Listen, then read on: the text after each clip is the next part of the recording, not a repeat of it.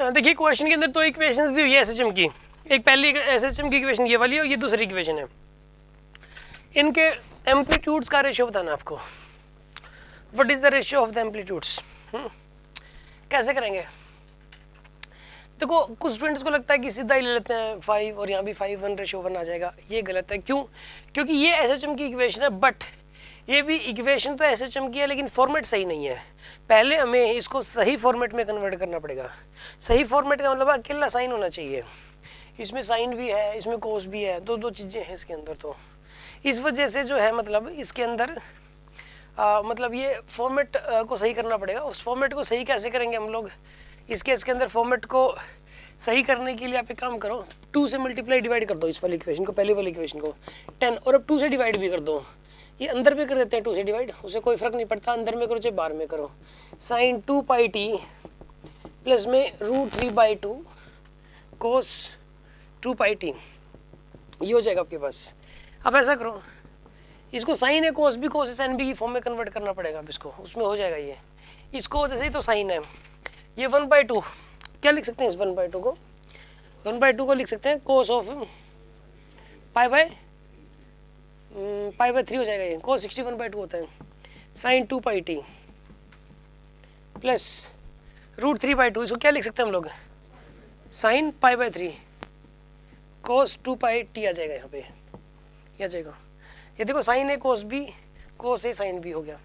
यहाँ पर ये ए है, ये बी है, ठीक है। इसको लिख सकते हो अब sine A plus B, sine of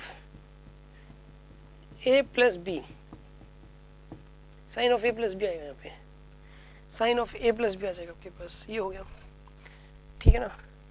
sine A cos B cos A sine B की फॉर्म बन गई है, ठीक है। तो ये इस तरीके से इक्वेशन बन गई है।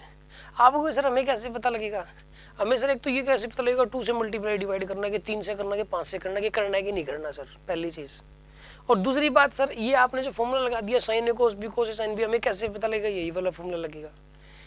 देखो ये दोनों बातें एक्सपीरियंस से आती है, ठीक है ना। इसके अंदर यहाँ पर पहली चीज़ तो ये, अब आपने ये केस देख लिया ना, अब आगे से ऐसा कोई क्वेश्चन आएगा जिसके अंदर एसएचएम की इक्वेशन सही नहीं होगी, इस तरीके से मतलब डायरेक्ट नहीं लिख रखी होगी, तो आप उसके अंदर ये टेक्निक जरूर सोचेंगे जो मैंने आपको बताया वे, ठीक है ना। ये जो चीज़ है वो एक बार पहली बार जब कोई करता है तो उसको अजीब सा जरूर लगता है कि ये क्या हो गया, ये मैं कैसे सोच सकता था, इसमें कोई कॉन्सेप्ट तो है ही नहीं। मैं मानता हूँ ये सिर्फ कॉन्सेप्ट पता होने से क्वेश्चन सोल्व नहीं होते, ये टेक्निक्स होती हैं, और ये टेक्निक्स आती हैं वो बोर्ड पे पढ़ाने से नहीं आती, क्वेश्चंस जितने ज़्यादा करेंगे उससे आती हैं टेक्निक्स, और इस टाइप की टेक्निक्स याद करनी पड़ती हैं, ठीक है ना। तो ये अब आपको याद होगी, ये टेक्निक आपको पता लग गया। अब आप कहीं और अप्लाई करोगे तब भी उसको थोड़ा अजीब सा लगे, लेकिन तीसरी बार जब आप अप्लाई करोगे इस चीज़ को तो आपको बहुत मतलब नॉर्मल लगेगा, ये समझ आएगी बात। फिर आपको हैबिट पड़ जाएगी जो कि मैथ्स वाले स्टूडेंट को पड़ी हुई होती है पहले से, ठीक है।